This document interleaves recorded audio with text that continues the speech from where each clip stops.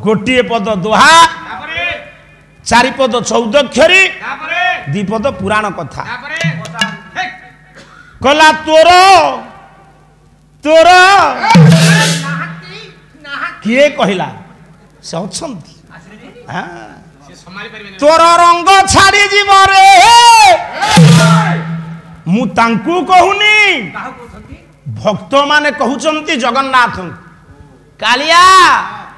भौणी की सांगरे आनी की आसीचु भाई की आनी की आसीचु तो रंग छाड़ी जीव आज तो रंग छड़ाई दबु आपण माने जो मन मन हसी दउचंती मु ताकू कहउछि ना जगन्नाथ को कहउचंती बरण्य भक्त माने कला तोर रंग छाड़ी जीव रे आ कोन एमिति ना कला आसीचु कालिया बुली तोर रंग छाड़ी जीव रे ये आसीचु कालिया बुली तोर रंग छाड़ी जीव रे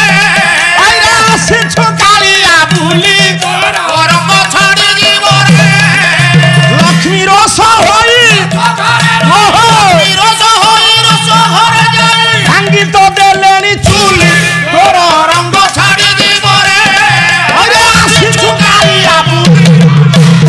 पंडा रंधा भात तो मन बुझे ना केमिति बुझिब मन ये पंडा रंधा भात मन बुझे ना केमिति बुझिब मन पंडा रंधा भात तो मन बुझे ना केमिति बुझिब मन दादा पंडा रंधा भात मन बुझे ना केमिति बुझिब मन ये ना दिन हेला रे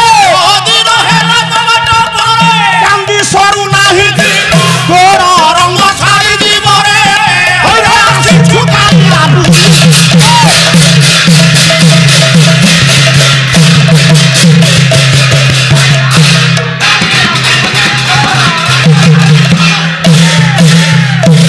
जय जय जगन्नाथ जगत जीवन त्रिभुवने लोके जार चरण्य बंदन यही गोरा राम रूपे रावण बधिल बोले को भैरवी लीला अपनी सर्जिल सुन सुन ओरे भाई क्षेत्र महिमा लीला चले मुखे जाब पाप सिंधु सीमा कहा रखी हरि केते विपदरू गजराज को रखिल जले बुडू बुडू द्रौपदी की रक्षा कल वस्त्र काढू काढू गुरगुणी की रक्षा कल बन पडू पडू भीम को रखिल जरा संगे लड्डू लड्डू बंद दोरी की रखिल खडू काढू काढू अहल्या को रक्षा कल पाद पडू पडू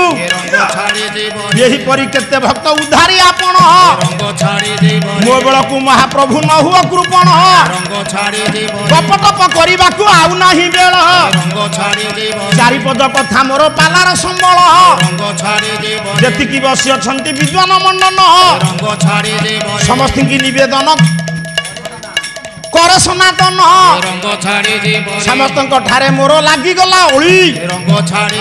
माँ गो भौणी माने होई अछ मेली वीर दरबारे मागो लागिला अर्दली समस्त को दया करिथिबे देववन माली आनंद सागर हरि बोल हुळ हुली पवित्र पावन पीठ पड़िबो उछुली हरि बोल हुळ हुली बांधी नबी नाही हरि बोल हुळ हुली ये पीठर मंगल पाई कली जुगे हरि नाम ओटे महौषधि करबा पाई कि एही संसार जणिधि केते जण देले नाही एमिति हेले नारायण आनंद हेबे नाही निज हरि बोल आज्ञा निज पुण्य पाई एही कहा पाप पुण्य भागी हेबे नाही हरि बोल हुळ हुली बिही हरड़िया हेला अगी की बाईगण भोपाड़ीबा परा जेउ दिन ठारू महिला समिति होइला सेई दिन ठारू मां मनकर हुळ हुली कमी गला प्रेमानंद हरि बोल हुळ हुली कर ताली तोर रंग छाड़ी